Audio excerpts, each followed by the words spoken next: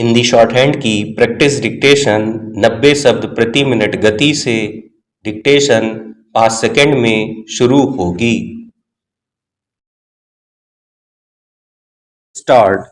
वैश्विक अनिश्चितता के माहौल में केंद्र सरकार ने भारत की विकास गाथा को निरंतरता प्रदान करते हुए अर्थव्यवस्था को स्थायित्व प्रदान करने पर ध्यान केंद्रित किया है।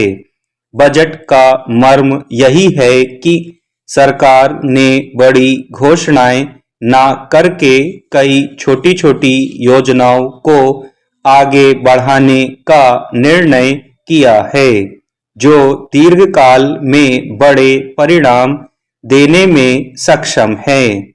वित्त मंत्री निर्मला सीतारमण ने बजट के माध्यम से यही संकेत दिया कि सरकार ने पिछले कुछ वर्षों के दौरान जो बड़ी घोषणाएं की हैं, उनके असर को ही पहले और आगे विस्तार दिया जाए, यानी पहले से जिन क्षमताओं के निर्माण की योजना बनाई गई उन्हें अपेक्षित रूप से सतत गति के साथ साकार किया जाए। गत वर्ष पहले आयकर में रियायत और फिर जीएसटी दरों में कटौती से जहां राजस्व के मोर्चे पर स्थिति थोड़ी संकुचित हुई थी, उसे देखते हुए राहत के मोर्चे पर इस बार बहुत ज्यादा उम्मीदें बेमानी ही थीं। इसके बावजूद सरकार सराहना की पात्र है कि राजकोषीय अनुशासन की राह से विचलित नहीं हुई।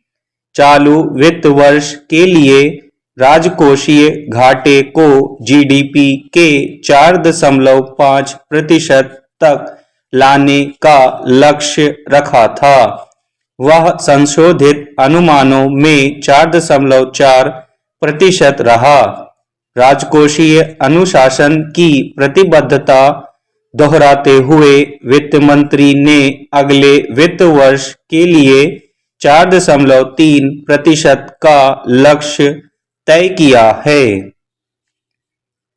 राजस्व को लेकर कुछ दबावों के बावजूद राजकोषीय घाटे को नियंत्रित रखने में सरकार की सफलता में व्यय की गुणवत्ता ने अहम भूमिका निभाई।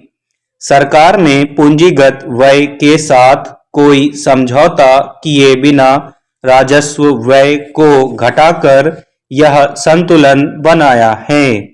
केंद्र सरकार का यह दृष्टिकोण तब और आवश्यक हो जाता है जब कई राज्य सरकारें कल्याणकारी योजनाओं के नाम पर खुले हाथों से खर्च कर रही हैं। राजकोषीय अनुशासन सुनिश्चित करना केवल केंद्र के भरोसे संभव नहीं और राज्यों को भी इसके साथ ताल मिलानी होगी। हालांकि राज्यों को इसके लिए तैयार करने में केंद्र के हाथ कुछ बंधे हुए हैं।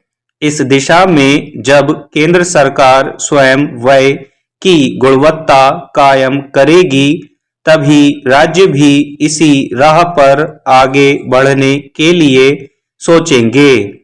इसके अलावा केंद्र सरकार विनिवेश को लेकर भी व्यावहारिक रुख अपनाती हुई प्रतीत हो रही है कि उसमें व्याप्त संभावनाओं को भुनाकर भी अपेक्षित राजस्व हासिल किया जाए।